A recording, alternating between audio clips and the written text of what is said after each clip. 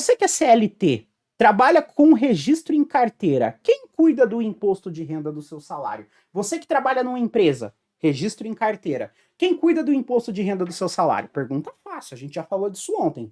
Fala aí no chat. Parece uma pergunta que não faz muito sentido, mas ela vai começar a fazer sentido para você já já. Vamos lá. Coloca aí no chat pro professor saber. Vocês vão entender a analogia que eu vou fazer. Se solta, pode se soltar, entre na metodologia do professor, aprecie que você vai gostar demais. Você vai gostar, você vai entender como o nível vai ficando avançado. E você já vai estar dentro do esquema. Quem é que cuida disso aqui, ó? Tem gente falando, o RH, departamento pessoal, não é isso? É isso aí. Por que eles têm a obrigação de cuidar? Por que não é você? Porque o governo criou um esquema para que você não fique dando calote no governo em relação ao imposto de renda. Então o que ele fez? Ele mudou a obrigatoriedade. Em vez dele colocar isso nas suas costas, ele colocou isso nas costas da sua empresa. A sua empresa é responsável, a fonte pagadora, como nós chamamos de forma técnica, fonte pagadora. É quem paga seu salário, vai.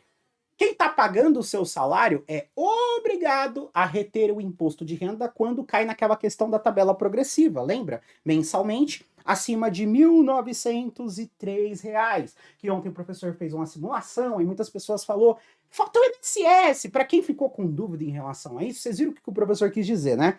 Que independente do valor que vai dar de tributo, se você entrega a declaração sem ter a obrigatoriedade, você consegue recuperar. A lógica do INSS ali é simplesmente você pegar na tabela do INSS, né? Você vai pegar o salário da pessoa, tem um teto ali, você multiplica o salário pela faixa específica, vai ser basicamente salário bruto menos, né? O INSS menos dependente versus a alíquota do imposto de renda menos parcela a deduzir.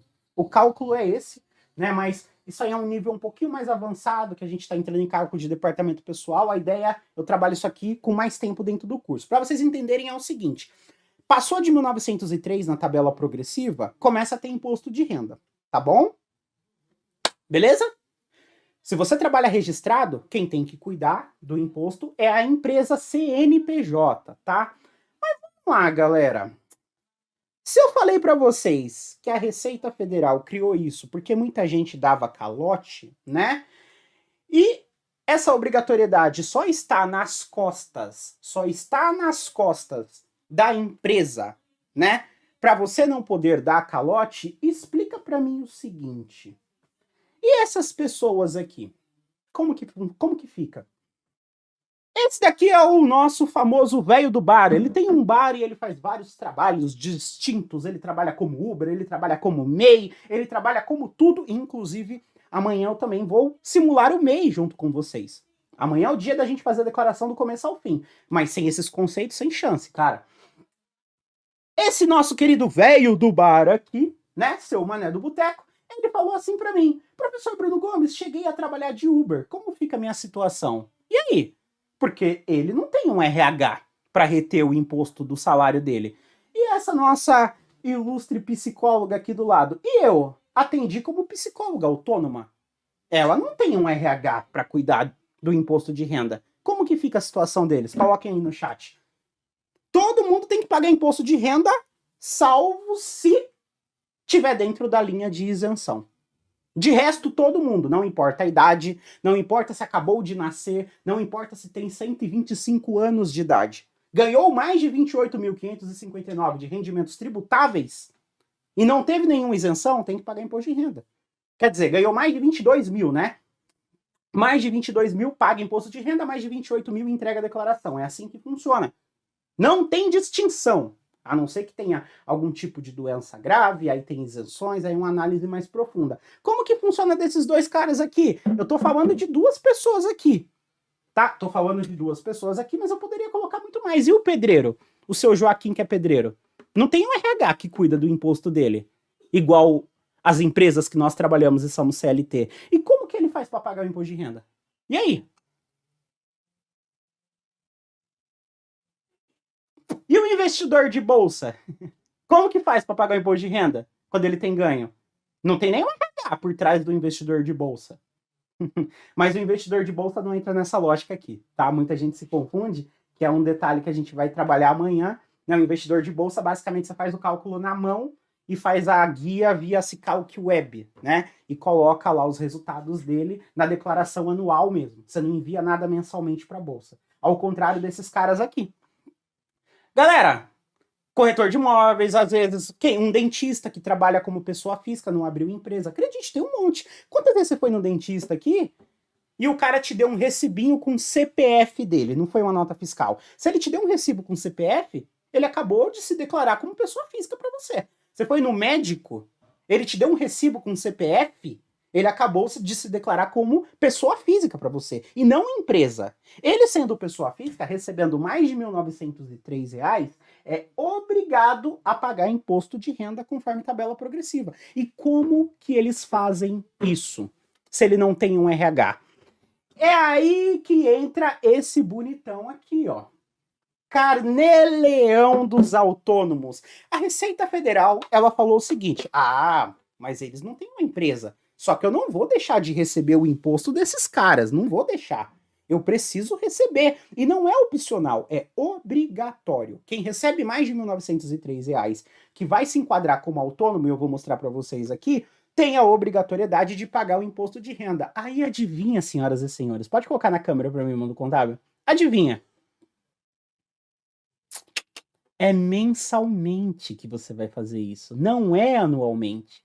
É mensalmente, exatamente isso. Na sua empresa, se você ganha mais de R$ 1.903, a retenção do imposto de renda é mensal. Se você olhar o seu Olerite, todo mês tem a retenção. Se você ganha mais de 1.903. E no caso do pedreiro, da psicóloga, do Uber aqui, que todo mundo está trabalhando como pessoa física? Eles vão prestar as contas uma vez no ano na declaração? É lógico que não. É mensalmente. E por isso existe o tal do carnê-leão. Estão entendendo a lógica? Pode colocar na câmera para mim, Mundo Contábil. Estão entendendo a lógica? Todo mundo comigo? Então, beleza. Então, vamos lá.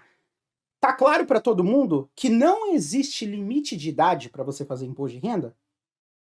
Não existe. É diferente, por exemplo, votar. Os idosos até uma certa idade não precisa mais votar, e para votações de político nenhum. Para imposto de renda isso não existe. Mas tem alguns benefícios para eles? Tem algumas isenções, mas não é 100%, esquece, não é 100%, tá bom? Todo mundo tem que pagar imposto de renda, a não ser que tenha algum tipo de isenção. É essa a lógica. Então depois você vai lá e começa a estudar as isenções específicas para cada caso. Mas em regra geral, todo mundo está sujeito. Uma pessoa que tem 225 anos, uma pessoa que tem 2 meses, é a mesma coisa. Vinculou ao CPF dessa pessoa, passou dos limites, não tem nenhuma isenção, lascou. Tem que pagar imposto de renda. A lógica é essa. Partindo do pressuposto que todo mundo, em regra geral, tem que pagar imposto de renda, o mesmo não vai ser diferente para um pedreiro que trabalha como pessoa física, para um psicólogo que trabalha como pessoa física, para um arquiteto que trabalha como pessoa física, engenheiro, advogados, muitas vezes trabalham como pessoa física, a grande maioria, inclusive, não abre empresa, o que não é uma parada tão legal, né? Quem é aluno meu sabe que eu explico planejamento tributário para isso. Você tem que abrir empresa, óbvio, cara. Você paga muito menos imposto com empresa aberta do que trabalhando na pessoa física. Vai pagar tabela progressiva, véio, com teto de 27,5%. Não faz sentido nenhum. Tanto para um advogado, quanto para um engenheiro, quanto para uma psicóloga, quanto para um médico. Até para o pedreiro, se for o caso, se ele se regularizar e abrir uma empresa, ele paga menos imposto do que na pessoa física. A pessoa física só se lasca, galera. Essa é a realidade. A pessoa física só se lasca, paga muito mais tributo. Por exemplo, uma psicóloga que caia, que seja, num anexo 5 do Simples Nacional, pagando 15,5% de tributo, se ela ganha mais que 4.600 e ela tivesse como pessoa física, ela estaria sendo tributada em 27,5% na pessoa física. Se tivesse uma empresa aberta, mesmo no maior anexo que nós temos, nas micro e pequenas empresas, que nós chamamos de Simples Nacional, estaria pagando menos imposto ainda. Sem falar do tal do fator R e tudo mais. Olha só que loucura. Que loucura! Sem contar que tem muitas profissões que podem se enquadrar como MEI. E MEI tem um limite de 60 e poucos reais por mês. Claro que não é o caso da psicóloga, mas algumas profissões aí você consegue se enquadrar no MEI. Olha o tanto de coisa que dá para fazer. Legal, né? Olha o tanto de coisas que dá para fazer e muita gente não sabe. Então, todas as vezes que você for no dentista e ele emitir um recibo para você no CPF, você já olha para ele e fala: você tá fazendo carnê-leão? Ele fala: como assim? Você acabou que inchada ali, acabou de fazer um canal. Você fala, tá fazendo carnê-leão? Se você não estiver fazendo, eu posso te ajudar, viu? Como assim? Você sabe? Porque você acabou de emitir um recibo no CPF, né? Não foi uma nota fiscal. Então, como foi no CPF, né? A Receita Federal vai te morder. Eu posso te ajudar nisso aí. Você se preocupa só em fazer os seus tratamentos dentários e a parte burocrática eu cuido. Você entrou no Uber. Você pergunta pro cara: você tem empresa aberta? Mas como assim? Se você não tem empresa aberta, provavelmente você vai ter que fazer carnê-leão. E adivinha? Aqueles Uber que sabe, gosta de trocar ideia, sabe? Você fala: adivinha, eu posso te ajudar nesse processo. Olha que lindo. É desse jeito que você vai tratar de hoje para ficou doente, foi no médico, teve que pagar particular, infelizmente, porque muitas vezes a saúde pública é muito complicado. O hospital emitiu uma notinha, o hospital não, né? Se o hospital emitiu uma notinha, tá errado, mas o consultório do médico emitiu uma notinha, você olha, tá no CPF, você fala: doutor, alguém faz o seu imposto de renda? Ah, não sei, tal pessoa. Então pode deixar que eu faço, vamos fazer um bem bolado? Mas como você sabe que eu preciso? Porque você emitiu uma notinha no seu CPF. Se fosse no CNPJ, eu sabia que o senhor tinha uma empresa aberta. O senhor tá pagando mais imposto do que deveria, garanto para você, se é que tá pagando certo. Vocês estão entendendo a malícia aqui? Agora vamos lá, galera. Coloca no slide para mim. Quem tem que fazer o carnê-leão? Olha só, quem tem que fazer o carnê-leão? De forma geral, autônomos, né? Mas tem algumas regras aqui, a parte chata. Eu, pra falar a verdade, eu não gosto desses textos grandes assim, não. Pra mim, a parada é bem mais prática. Mas não tem como eu pular isso aqui, tá, galera? Porque é a norma da Receita Federal, infelizmente. Mas por mim, eu não mostrava nada disso aqui, cara. Eu odeio um monte de texto. Rendimento sujeito a carnê-leão, ó. Trabalho sem vínculo empregatício. Cara, não tem vínculo empregatício? Batata, carnê-leão, velho. Não tem vínculo empregatício? Carnê-leão. Vínculo empregatício é registro em carteira de trabalho, tá? Para ficar mais fácil para vocês entenderem. Não tem registro em carteira de trabalho, mas a pessoa está trabalhando do mesmo jeito, é autônoma. Ela está trabalhando no próprio CPF, ou ela tem uma empresa aberta, ou ela é registrada na carteira de trabalho, ou ela é autônoma. Tão simples quanto isso. Olha só. Arrendamento e subarrendamento, prestação de serviços a embaixadas, repartições, consulados, prestação de serviços de representante comercial autônomo, é o que mais tem, a galera sendo representante comercial autônomo. Emolumentos, custas dos serventuários da justiça, como tabeliões, a galera de cartório lá, né? Prestação de serviço de transporte de cargas, ó, no mínimo 10% do total dos rendimentos, para quem faz transporte de cargas. Então o cara tem um caminhãozinho, faz transporte de cargas, ó, no mínimo 10% do total dos rendimentos recebidos ele tem que fazer o carnê-leão e colocar lá. Agora vem o pulo do gato, ó. Prestação de serviços de transporte de passageiros. Quem vocês conhecem que transporta passageiros? Coloca aí no chat. O Uber, o famoso Uber. 99, táxi, Cabify. Essa galera aí, a grande maioria, trabalha como autônomo, não tem empresa aberta. A estratégia melhor para eles é abrir uma MEI. Amanhã eu vou falar sobre isso. Mas não é a realidade de todo mundo. Acredite, por mais que possa parecer lógico para você, nossa, professora, é só abrir um Uber. Mas não é todo mundo que tem essa lógica. A quantidade de Uber que tá aí trabalhando, se matando, para fazer a sua renda do dia, trabalhando igual um doido, mais de 12 horas dirigindo, quase dormindo na rua, não sabe nada disso aqui, galera, não é brincadeira não, velho. É muita gente. É muita gente. Pega aí os indicadores de quantas pessoas viraram Uber, que vocês vão entender. Aposto para vocês que a grande maioria não é MEI. Não é MEI, cara. Se não é MEI, tá trabalhando na pessoa física. E se recebeu mais de R$ 1.903, deu ruim. O negócio começa a encasquetar aqui. Então esse cara precisa da gente. Olha a quantidade de oportunidade que nós temos. Então vamos lá. Prestação de serviço de transporte de passageiros, no mínimo 60%. Esse cara é Uber. Ele tem um desconto de 40% da renda dele, uma isenção. Então ele recebeu ali um total de R$ 10 mil, 40% vai para rendimento isento. E os outros 60% nós oferecemos para tributação. Ele tem esse benefício. Assim como o carinha que tem um caminhão, a carretinha lá e faz os trabalhos dele. Né? Olha só, ele tem 90% de isenção e só coloca 10%. Muita gente nem faz a menor ideia disso. Professor, tem mais regras em relação a isso? Tem, mas a lógica é essa. Abre aqui a internet para mim, Mundo Contábil. Deixa eu mostrar um negócio para eles. Ou o programa, né? Galera, hoje o carnê-leão, ele é web. Ele tá dentro da internet, da web, né? Dentro da internet, antigamente você baixava um programa igual o GCAP, hoje não é bem assim. Aí vocês devem estar se perguntando, professor, é difícil de entender? Cara, não é difícil de entender. Tem manual, professor? Tem! Como ele tá dentro do ECAC, eu não vou conseguir mostrar dentro do ECAC para vocês, senão ia travar a penca toda, vocês iam ficar bravos comigo aqui, né? Eu até tentei abrir o ECAC antes aqui, mas, cara, é surreal, velho. Ó, se vocês vierem aqui, ó, dentro do gov.br, vocês pesquisarem Carnê-Leão, olha que maravilha, vai abrir o manual do Carnê-Leão com print do que você precisa fazer. Print, cara. Nada melhor do que print, né? Olha só que maravilha. Aqui ele vai mostrar a configuração inicial. A lógica é a mesma do GCAP. Você entra lá, coloca de quem é que tá fazendo o Carnê-Leão, tudo bonitinho, você vem preenchendo, ó. Ele vem fazendo todo o manual, a identificação, o que você vai colocar no nome. Só falta o manual conversar com você. Não tem como errar. Desculpa, não tem como errar, cara. Se você entra e lê esse negócio aqui. Eu vou fazer o seguinte, cara, ó. Eu vou fazer o seguinte, eu vou colocar um desafio para vocês depois para perguntar amanhã quem foi que baixou os manuais que eu falei. Ó, já falei do manual do GCAP, tô falando do manual aqui do Carnê-Leão. Aonde que tá, professor? Dentro do site gov.br.